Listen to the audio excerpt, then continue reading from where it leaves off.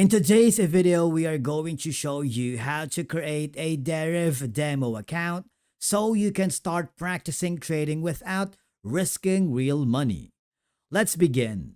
Now, the first thing that you need to do is open your browser and go to the official website, which is going to be deriv.com. On the top right corner, I want you to click on the open an account. That's going to be the red button, and this will forward you to a new page. All I have to do now is register for a free account. Choose your country or region.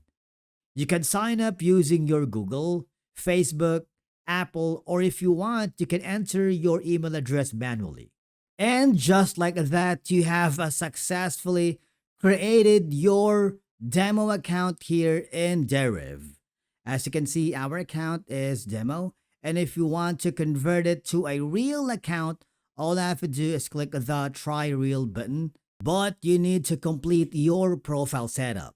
For beginners, we recommend starting with the demo trader because it's simple and user-friendly.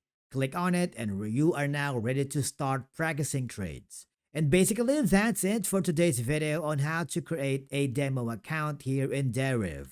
Thank you so much for watching. We will see you in the next video.